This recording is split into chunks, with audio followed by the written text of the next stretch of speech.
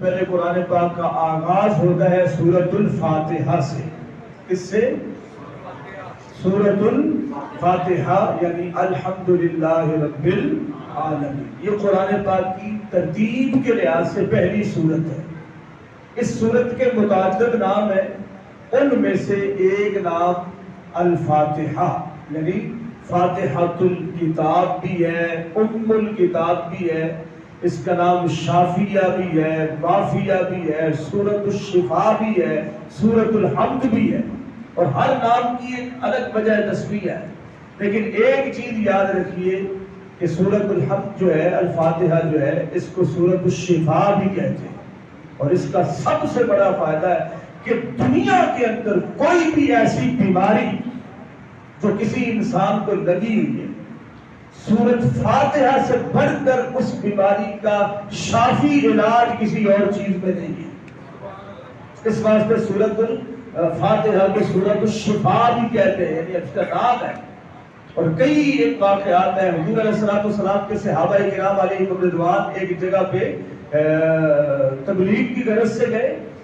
وہاں کا جو مطلب فرض کرو نمبردار تھا یا چودھری تھا یا بادشاہ تھا، اس کو کوئی بیماری لاحق ہو گئی، سمجھ لیجئے کہ قبض ہو گئی اور اس کا پیٹ پھول گیا اور وہ تڑپنے لگ پڑا.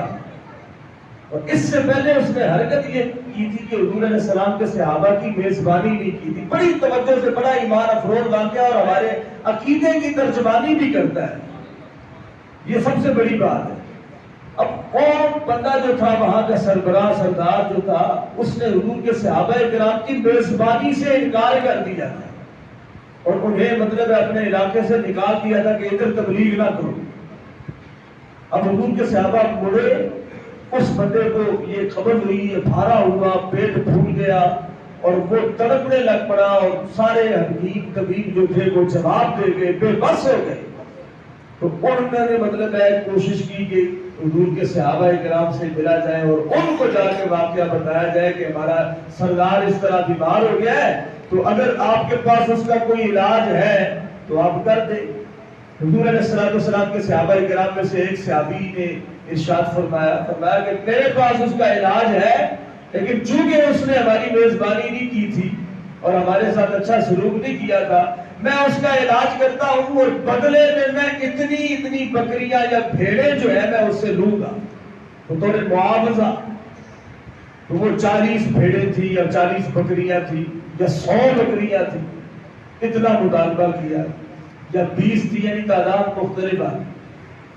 اب وہاں پر گئے حضور علیہ السلام کے صحابی رسول صلی اللہ علیہ وسلم نے وہاں جا کر اس بندے کے اوپر الحمدللہ رب العالمین والضالین تک یہ سورۃ فاتحہ پڑھ کے اسے دم کیا. اللہ رب العالمین نے اسے فوراً شفا عطا فرما دی. حضور علیہ السلام کے صحابہ کرام نے حسب وعدہ بکریاں لی اور بکریاں لے کے مدینہ منورہ میں حضور علیہ السلام کے پاس آئے. حضور علیہ السلام نے فرمایا، پوچھا کہ یہ بکریاں کہاں سے لی ہیں؟ انہوں نے یہ واقعہ سنایا کہ ہم نے سورۃ فاتحہ کے ساتھ اسے دم کیا اور اللہ نے انہیں شفا دے دی. حضور علیہ السلام اتنا خوش ہوئے اور آپ نے فرمایا کہ ان بکریوں میں سے میرا حصہ بھی مجھے عطا کرو.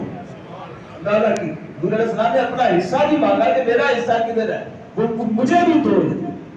چیز یہ ہے کہ اللہ کے کلام میں شفا ہے، اس بات کا بھی ثبوت، دم کرنے کا بھی ثبوت اور دم سے شفا ہونے کا بھی ثبوت. اور اس سورت کا جو مطلب ہے نام سورۃ الشفا ہے. قاری صاحب اشارہ کر رہے ہیں، یہ بھی بتا دیں کہ دم کے بدلے میں مال لینے کا بھی ثبوت موجود ہے. یہ صحابہ کرام نے ایسے دم نہیں کیا. اور یہ ایک فطرتی بات ہے کہ آج کل مال کے اوپر آ کے ہمارا یقین ٹکتا ہے، وگرنہ یقین ہی نہیں ٹکتا. تو جتنے زیادہ مطلب ہے پیسے کو لینے والا بنتا ہے نا، اتنا ہی زیادہ لوگ اس پر یقین کرتے ہیں. یہ دور ہی ایسا چلتا ہے نا، کیونکہ مفت دوائی بھی دیتا ہوں نا بڑے سے بڑا حکیم، تو ہمارا اعتماد ہی اس کے اوپر قائم نہیں ہوتا ہے.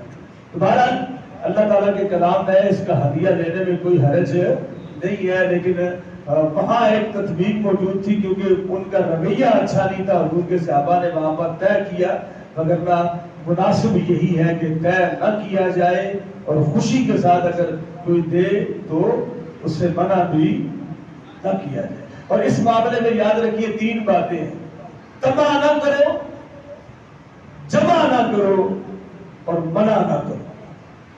یہ 3 باتیں کہ کسی چیز کا لالچ تمنا نہ کرو دل میں کہ مجھے یہ ملے، اور مل جائے تو اسے جمع نہ کرو بلکہ خرچ کرو. سمجھ آ گئی؟ اور جو دینے والا بندہ ہے اگر وہ دینا چاہتا ہے تو اسے منع بھی نہ کرو، دے دو. خیر جی، یہ سورۃ الفاتحہ اسے سبع من المثانی بھی کہتے ہیں، بار بار پڑھی جانے والی سورت ہے. ہم نماز کی ہر رکعت میں اسے پڑھتے ہیں تو اس واسطے چونکہ بار بار پڑھی جاتی ہے. اور یہ اللہ تعالیٰ کے پورے قرآن کا خلاصہ سورۃ الفاتحہ کے اندر ہے، پورے قرآن کا خلاصہ. اس کے بعد جناب دوسری سورت ہے سورۃ البقرہ. سورۃ البقرہ، یہ بقرہ کسے کہتے ہیں؟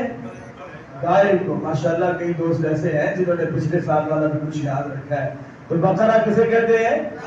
اب اللہ تعالیٰ دیکھ لیجئے کہ کیسی اس کی حکمت ہے کہ سورۃ البقرہ قرآن پاک کی سب سے بڑی سورت، اور اس کا نام ایک گائے کے نام سے رکھ دیا گیا، گائے کے نام سے.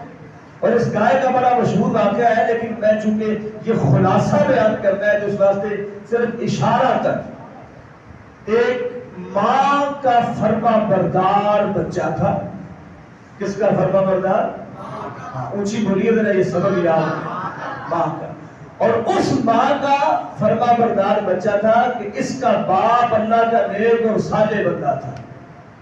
وہ فوت ہو گیا، اور فوت ہونے سے پہلے اس نے ایک گائے یعنی بچڑی، جسے پنجابی میں بچھی کہتے ہیں، وہ جنگل میں چھوڑ دی اپنے بیٹے کے لیے، اور اپنی بیوی کو وصیت کر دی کہ یہ میں اس کے لیے چھوڑے جا رہا ہوں. میرا بیٹا جو ہوگا وہ جا کے اس کو جب بلائے گا تو اس کے کہنے پہ ہی وہ بچڑی جو ہے وہ اس کے پاس آئے گی.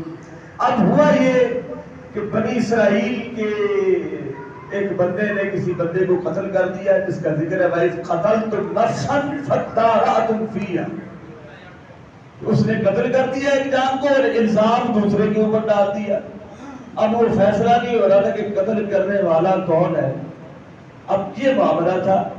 اب یہ جب چلتا گیا تو حضرت موسیٰ علیہ السلام کے پاس جب وہ پہنچے تو آپ نے فرمایا کہ بھائی قال موسیٰ لقومہ ان اللہ یامرکم ان تذبحوا بقرہ.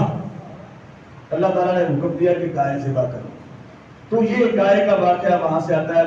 اب وہ بچہ جو تھا اللہ کے نیک بندے کا بیٹا تھا اور اپنی والدہ کا فرما بردار تھا، نافرمانی کرنے والا نہیں تھا.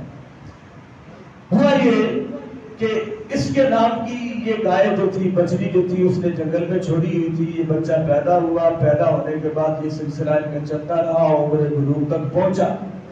ماں کی اس نے کبھی نافرمانی نہیں کی تھی، ماں کا خدمت گزار تھا اور ہمیشہ جیسے ماں کہتی ویسے ہی یہ کرتا. اب بنی اسرائیل کو جب ضرورت پڑی، جب وہ قتل ہو گیا تو اللہ کے پیارے موسیٰ علیہ السلام کے پاس آئے اور آگے کہنے لگے کہ یہ معاملہ ہے. تو آپ نے حکم دیا کہ اللہ تعالیٰ فرماتا ہے کہ تم فلاں جنگل میں جاؤ اور گائے ڈھونڈ کر لاؤ، اس گائے کو ذبح کرو اور اس کے دم کی ایک بوٹی اس مردے کے اوپر مارنا. اللہ رب العالمین اس مردے کو زندہ کر دے گا اور یہ مردہ خود بول کے بتائے گا کہ میرا قاتل کون ہے. اب اندازہ کیجئے اللہ کے نبی تھے پیارے موسیٰ علیہ السلام، کلیم اللہ تھے، چاہتے تو خود بھی بتا سکتے تھے نا کہ کون ہے. اللہ تعالیٰ سے پوچھ کے بتا سکتے تھے. کلیم اللہ جو اللہ سے کلام کرتے ہیں، گفتگو ہوتی ہے. لیکن یہ سارا قصہ یعنی وہ پیچھے اللہ کے نیک بندے کا جو انعام اس کی اولاد کو ملنا تھا اس کا ذکر تھا. پھر بچہ جو تھا وہ ماں کی فرما برداری جو تھی اس کا انعام تھا جو اللہ نے دینا تھا. اب ہوا یہ کہ وہ جب ضرورت پڑی تو آپ مطلب ہے آپ کی والدہ نے جب بیٹا بڑا ہوا تو فرمایا کہ جاؤ وہ گائے جنگل میں تمہارے بابا نے چھوڑی تھی اسے لے کے آؤ. وہ لینے کے لیے گئے تو امتحان کے طور پر اللہ کے فرشتے آئے اور انہوں نے 3 بار آزمایا. حضرت اللہ کے فرشتے نے اس بچے کو کہ یہ گائے مجھے اتنے کی دے دو، اتنے کی دے دو، اتنے کی دے دو، یعنی بڑھا چڑھا کر قیمت بیان کرتا رہا، لیکن وہ بچہ ایک ہی جواب دیتا رہا کہ میں نے یہ گائے اس وقت تک نہیں بیچنی جب تک میں اپنی ماں سے اس کی اجازت نہیں دے دیتا، ماں کی اجازت ہوگی تو میں اسے سیل آؤٹ کروں گا، مگر نہ نہیں کرنا، میں نے نہیں بیچنا۔ حتیٰ کہ وہ فرشتہ امتحان لینے والا جو تھا اس کی بس ہو گئی، بس مطلب ہے اس نے پختہ یقین کر لیا اس بچے نے اپنی ماں کی نافرمانی نہیں کری۔ اب وہ بتانے لگا کہ میں یار کوئی گاہک نہیں ہوں، میں تو اللہ کا فرشتہ اور تیرا امتحان لینے کے لیے آیا تھا۔ اب میں تجھے نصیحت کرتا ہوں، بنی اسرائیل والوں کو اس گائے کی ضرورت پڑے گی اور تم نے کسی بھی قیمت پر اس گائے کو بیچنا نہیں ہے، وہ چاہے جتنا بھی منافع دیتے رہے۔ آخر کیونکہ ظاہر ضرورت انہیں پڑنی ہی پڑنی ہے، کیونکہ اللہ کا حکم ہونا ہے کہ وہ گائے لے کے آؤ، بقرۃ صفراء فاقع لونھا تسر الناظرین، وہ گائے لے کے آؤ جس کا گہرا زرد رنگ ہے اور وہ دیکھنے والے کو بھاتی ہے، خوبصورتی، تو وہ تیرے پاس آئیں گے، اپنی والدہ کے پاس اسے لے کے چلا جا، آپ نے ان سے ایک قیمت مانگنی ہے، اور وہ قیمت کیا مانگنی ہے کہ انہیں کہنا ہے کہ میں گائے آپ کو ایک شرط پہ دیتا ہوں کہ اسے ذبح کر لو، اس کا گوشت اس کی کھال میں سے نکال لو اور اس کی کھال کو سونے سے بھر کے مجھے دو، سونے سے بھر کے، یعنی وہ قیمت ہوگی اس گائے کی جتنا اس کی کھال کے اندر سونا آئے گا، وہ اس گائے کی قیمت ہوگی۔ چنانچہ بنی اسرائیل والوں نے تو لینی ہی لینی تھی، ان کی مجبوری تھی۔ یہ پھر طے ہوا، سونا بھر کے کھال جو تھی وہ دی گئی اس بچے کو جو اپنی ماں کا فرما بردار تھا اور اللہ کے نیک بندے کا بیٹا تھا۔ دونوں طرف سے دیکھیے کہ اللہ اپنے نیک بندے جو ہوتے ہیں نا ان کی اولادوں کو بھی صلہ عطا فرماتا ہے، اور اسی طریقے سے جو نیک اولاد ماں کی فرما بردار ہوتی ہے نا، اللہ رب العالمین دنیا میں اسے ضرور اس کی کامیابیاں عطا فرماتا ہے اور دکھاتا ہے لوگوں۔ اب تاریخ انسانی کی سب سے مہنگی گائے وہی ہے جو بنی اسرائیل نے ذبح کی تھی، جس کا ذکر قرآن پاک میں آیا، اور جس گائے کی وجہ سے اس بڑی سورت کا نام کیا رکھا گیا؟ سورۃ البقرہ۔ تو اس سورت کے آغاز میں ایمان والوں کی نشانیاں، لیکن سب سے پہلی بات اللہ تعالیٰ نے جو بیان فرمائی، الف لام میم ذالک الکتاب لا ریب فیہ۔ قرآن کی عظمت دیکھیے، ارشاد فرمایا یہ وہ کتاب ہے کہ جس میں شک کی کوئی بھی گنجائش، ذرہ برابر بھی اس میں شک یعنی رتی بھر شک کی گنجائش بھی نہیں ہے۔ یہ سب سے پہلی بات قرآن پاک میں اللہ پاک نے بیان کی، ذالک الکتاب لا ریب فیہ۔ اے مومنو، اپنے دلوں کے اندر اب تو یقین پیدا کر لو نا، جو قرآن سراپا ہدایت بن کے ہمارے پاس اس ماہ مقدس میں تشریف لایا، اللہ کے محبوب علیہ السلام کے قلب اطہر پر اترا، اور قیامت تک کے مسلمانوں کے لیے یہ روشنی کا مینار ہے اور ہدایت کا ذریعہ ہے۔ اس کی پہلی آیت میں اللہ مسلمانوں کو، مومنوں کو یقین دلا رہا ہے کہ اپنے دل میں یہ بات مضبوطی سے اسے جگہ دو اور قائم کر دو کہ یہ قرآن اللہ کی وہ کتاب ہے کہ جس میں شک کی کوئی گنجائش، لہذا کسی چیز کا ایک بار بھی اگر حکم ہو جائے تو منو عنہ اس پر عمل کرنا شروع کر دو، جس سے روک دیا جائے اس سے رک جاؤ۔ تو آغاز سورت میں پہلی یعنی یہ یقینی بات قرآن پاک کی صداقت کو بیان کرنے کے بعد پھر اللہ تعالیٰ نے ایمان والوں کی نشانیاں بیان کی، پھر ایمان والوں کے بعد کافروں کی نشانیاں بیان کی، کافروں کے بعد پھر متعدد آیات طیبات میں منافقوں کے احوال بیان فرمائے، اور منافقوں کے احوال بیان کرنے کے بعد پھر آگے چل کے اللہ تعالیٰ نے سب سے پہلے انسان کی جہاں تخلیق فرمائی تو ارشاد فرمایا کہ وَإِذْ قَالَ رَبُّكَ لِلْمَلَائِكَةِ إِنِّي جَاعِلٌ فِي الْأَرْضِ خلیفہ۔ حضرت آدم کو اپنا نائب بنانے کے لیے جو فیصلہ کیا، فرشتوں سے مشورہ کیا، اس کا ذکر بھی آج کے بارے میں موجود ہے۔ اور پھر فرشتوں کے اوپر حضرت آدم کو ترجیح جو دی وہ کس بیس اور بنیاد پر دی؟ علم کی بیس اور بنیاد پر۔ علم ایک ایسی اللہ کی طرف سے عطا کردہ دولت ہوتی ہے جو انسان کو باقی ساری مخلوقات سے ممتاز کرتی ہے، جدا کرتی ہے۔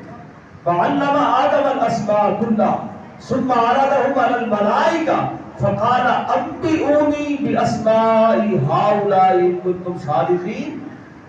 آدم کو تمام چیزوں کے نام سکھا دیے، علم دے دیا، اور پھر فرمایا فرشتوں کو کہ فرشتوں مجھے ان چیزوں کے نام بتاؤ۔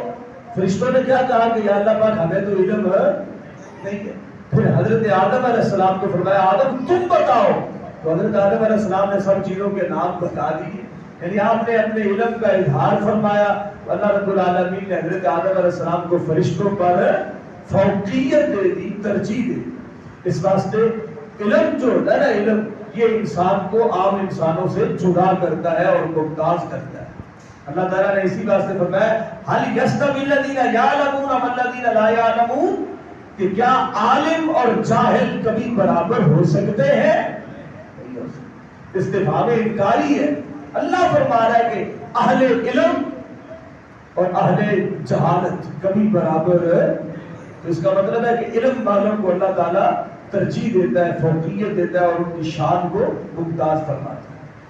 حضرت آدم اور حضرت حوا کا جنت میں رہنے والا واقعہ، جنت سے نیچے اترنے والا واقعہ، اس کا ذکر بھی آج کے پہلے پارے کے اندر، پہلے پاؤں کے اندر موجود ہے۔ بنی اسرائیل کے اوپر کس طریقے سے انعام کیے گئے۔ حضرت موسیٰ علیہ السلام کا دور حکومت مکمل، حتیٰ کہ حضرت موسیٰ علیہ السلام کو دریا میں سے نکال دینا، پھر فرعون کو غرق کر دینا، پھر مطلب ہے اس کے بعد آگے چل کے پھر حضرت موسیٰ کی امت جو تھی بنی اسرائیل، انہوں نے جب یہ کہا کہ ہم اس وقت تک ایمان نہیں لائیں گے جب تک اللہ کو ہم اعلانیہ طور پر دیکھ نہیں لیتے، اللہ تعالیٰ نے پھر فَأَخَذَتْهُمُ الصَّاعِقَةُ، ایک چیخ آئی، اس نے پکڑا، سب کو مار دیا۔ اللہ کی شان دے کے سب کو مار دیا۔ ثُمَّ بَعَثْنَاكُم مِّن بَعْدِ مَوْتِكُمْ لَعَلَّكُمْ تَشْكُرُونَ، پھر اللہ نے انہیں دوبارہ زندہ کر دیا مارنے کے بعد، تاکہ یہ اللہ کے شکر گزار بندے بنائیں۔ اب جناب ایک مزے کی بات بتاؤں کہ اللہ نے حضرت موسیٰ علیہ السلام کی قوم کو جس طرح کہتے ہیں نا بڑے نخروں کے ساتھ، یہ نخریلی قوم تھی، تو اللہ نے ان کا ہر نخرہ پورا کیا، ہر آرزو پوری، جو یہ مانگتے تھے اللہ تعالیٰ انہیں عطا فرمایا، حتیٰ کہ ان کے لیے من و سلوہ اتارا، اس کا ذکر بھی آج کے بارے میں ہی ہے۔ من و سلوہ بھی انہیں دیا، لیکن یہ ایسی قوم تھی جو من و سلوہ کو چھوڑ کے انہوں نے کہا جی ہمیں تو لہسن اور پیاز اور دال مسور کی اور یہ ککڑیاں چاہیے، آوازہ سیا وباسا لیا، یہ ساری چیزیں انہوں نے مانگی، یہ مسور کی دال مانگی، یہ لہسن مانگا، یہ سبزیاں مانگی، یہ ککڑیاں مانگی، من و سلوہ کو چھوڑ کے انہوں نے یہ۔ اب جناب انہوں نے بڑے بڑے ظلم کیے تھے اپنی جانوں پر، اللہ تعالیٰ نے مطلب ہے ان کے اتنے نخرے پالے، ان کو توبہ کے لیے فرمایا کہ یہ دروازہ ہے اور اس کے اندر داخل ہو جاؤ، وَقُولُوا حِطَّةٌ فَادْخُلُوا الْبَابَ سُجَّدًا مَقُولُ ہے، یعنی حِطَّةٌ کا معنی ہوتا ہے معافی مانگنا، کیا کہنا؟ میں اس دروازے سے داخل ہو جاؤں، وَادْخُلُوا هَٰذِهِ الْقَرْيَةَ فَكُلُوا مِنْهَا حَيْثُ شِئْتُمْ رَغَدًا وَادْخُلُوا الْبَابَ سُجَّدًا، میں اس دروازے سے سجدہ کرتے ہوئے داخل ہو جاؤ، میں تمہارے سارے ظلم معاف کر دوں گا، سارے جرم معاف کر دوں گا۔ یہ بنی اسرائیل والے اتنے ظالم لوگ تھے، انہوں نے حِطَّةٌ کا معنی تھا معافی مانگنا، انہوں نے حِطَّةٌ کہنے کی بجائے حِنْطَةٌ کہا۔ حِنْطَةٌ اس کا معنی تھا گندم، یعنی ہمیں گندم دے، ہمیں گندم دے۔ حِطَّةٌ نے کہا، اللہ نے فرمایا تھا کیسے داخل ہو جائے؟ سجدہ کرتے ہوئے۔ یہ ظالم ایسے تھے، انہوں نے اپنے پاؤں پہلے داخل کیے دروازے میں، زیادہ بیٹھ کے پہلے پاؤں داخل کیے کہ اللہ کے حکم کے اوپر عمل نہ ہو جائے۔ اندازہ کیجیے ایسے لوگ تھے، لیکن اللہ اپنے نبی کے صدقے ان پر مہربان تھا، وہ مہربانیاں کرتا۔ یہ ظلم کی حدوں کو پہنچے، اللہ تعالیٰ نے آگے پھر ارشاد فرمایا فَجَعَلْنَاهَا نَكَالًا لِمَا بَيْنَ أَيْدِيهَا وَمَا خَلْفَهَا وَمَوْعِظَةً لِلْمُتَّقِينَ. اور اللہ نے پھر ان لوگوں کو بندر بنا دیا. کیا بنا دیا؟ بندر بنا دیا. اور پھر فرمایا فَجَعَلَ الْقِرَدَةَ وَالْخَنَازِيرَ وَعَبَدَ الطَّاغُوتَ أُولَٰئِكَ شَرٌّ مَكَانًا وَأَضَلُّ عَن سَوَاءِ السَّبِيلِ. لیکن یہ آگے والے پاروں میں آئے گا. تو یہ بندر بھی بنے. اور وَإِذَا أَخَذْنَا مِيثَاقَكُمْ وَرَفَعْنَا فَوْقَكُمُ الطُّورَ خُذُوا مَا آتَيْنَاكُمْ بِقُوَّةٍ وَاذْكُرُوا مَا فِيهِ لَعَلَّكُمْ تَتَّقُونَ ثُمَّ تَوَلَّيْتُم مِّن بَعْدِ ذَلِكَ فَلَوْلَا فَضْلُ اللَّهِ عَلَيْكُمْ وَرَحْمَتُهُ لَكُنتُم مِّنَ الْخَاسِرِينَ وَلَقَدْ عَلِمْتُمُ الَّذِينَ اعْتَدَوْا مِنكُمْ فِي السَّبْتِ فَقُلْنَا لَهُمْ كُونُوا قِرَدَةً خَاسِئِينَ. یہ لفظ ہے بندر کے حوالے سے. آگے جناب وہی واقعہ گائے والا آ جاتا ہے. پھر اس کے بعد والدین کے احکام جو ہیں وہ آتے ہیں. وَإِذَا أَخَذْنَا مِيثَاقَ بَنِي إِسْرَائِيلَ. ماں باپ کی شان یہ ہے, ان کا ادب و احترام اتنا لازم ہے کہ اللہ نے صرف امت مصطفیٰ پر یہ لازم نہیں کیا بلکہ بنی اسرائیل کے دور میں بھی اللہ نے ان کو بھی حکم دیا تھا کہ والدین کے ساتھ ہمیشہ حسن سلوک کرنا. تو والدین کے ساتھ حسن سلوک والا حکم اللہ بنی اسرائیل کو بھی دیتا رہا, اس نے ہمیں بھی عطا کرنا. اس کے بعد جناب ہاروت اور ماروت یہ اللہ کے دو فرشتے تھے, ان کا ذکر بھی آج کے بارے میں موجود ہے. بنائے کعبۃ اللہ شریف, کعبۃ اللہ شریف کی جو تعمیر ہوئی حضرت ابراہیم و اسماعیل علیہ السلام نے کی, اس کا بھی ذکر آج کے اس بارے میں ہے. اور بہت سارے معاملات ہیں. ظاہر بات ہے وقت بہت زیادہ ہو گیا آج کے, چونکہ مینجمنٹ ذرا تھوڑا سا سلسلہ تھا معذرت, لیکن آج کے سبق کا خلاصے کا آخری حصہ میں تلاوت بیان کر دوں تو اللہ پاک فرماتا ہے قد نرا تقلب وجهك فی السماء. یہ ہمارے دلوں کی دھڑکن والا واقعہ ہے کہ حضور اکرم صلی اللہ علیہ وسلم تقریباً 16 ماہ بیت المقدس شریف کی طرف منہ کر کے نماز پڑھتے رہے. جو القدس ہے, جو فلسطین کے اندر مسجد اقصی ہے, اسے بیت المقدس مقدس یا مقدس کہتے ہیں. وہاں منہ کر کے نماز پڑھتے رہے. میرے آقا علیہ السلام جامع مسجد قبلہ تین میں تھے مدینہ منورہ شریف میں, اور حضور علیہ السلام نماز کی حالت میں آپ کا چہرہ اٹھ رہا تھا آسمان کی طرف. نماز کی حالت کس حالت میں؟ اگر ہم دیکھیں تو نماز ٹوٹ جاتی ہے, یہ بھی یاد رکھیں. ہم اگر نماز کی حالت میں اوپر دیکھیں تو نماز, لیکن ہمارے پیارے آقا حضور سرور کائنات صلی اللہ علیہ وسلم حالت نماز میں آپ کا چہرہ آسمان کی طرف اٹھتا ہے. قد نرا تقلب وجهك فی السماء. آسمان میں آپ کے چہرے کو اٹھتا ہوا ہم دیکھ رہے, اور نیت کے ساتھ اٹھ رہا ہے. چاہتے کیا ہے مولا؟ میں چاہتا ہوں کہ جس کعبے کو میرے دادا ابراہیم نے میرے لیے بنایا تھا اس کعبے کو ہمارا قبلہ بنا دے, اس کعبے کو ہمارا قبلہ بنا. اب دیکھیے حضور اپنا چہرہ انور ایسے اٹھاتے ہیں نماز کیا. اللہ پاک فرماتا ہے قد نرا تقلب وجهك فی السماء. میرے محبوب ہم آپ کا چہرہ اٹھتا ہوا ہم دیکھ رہے ہیں. فَلَنُوَلِّيَنَّكَ قِبْلَةً تَرْضَاهَا. میرے محبوب ہم عنقریب آپ کے چہرے کو اسی طرف پھیر دیں گے جس طرف کو آپ پسند فرماتے ہیں. پہلے یہ بیان کیا اور اس کے بعد فرمایا فَوَلِّ وَجْهَكَ شَطْرَ الْمَسْجِدِ الْحَرَامِ. میرے محبوب کو بعد میں کیا پھیرنا ہے؟ آپ کا چہرہ ابھی اٹھ رہا ہے, نماز کی حالت میں اٹھ رہا ہے, تو میرے محبوب آپ اپنا چہرہ ابھی کعبہ ابراہیمی کی طرف پھیر دیجیے. کتنی رکعتیں ہوئی تھی؟ 2 رکعتیں. کتنی؟ 2 رکعتیں حضور علیہ السلام نے بیت المقدس شریف کی طرف منہ کر کے پڑھی تھی.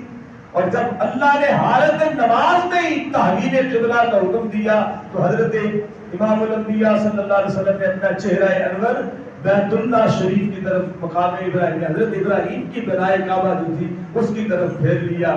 یوں اس مسجد کا نام جامع مسجد قبلہ تین پڑ گیا.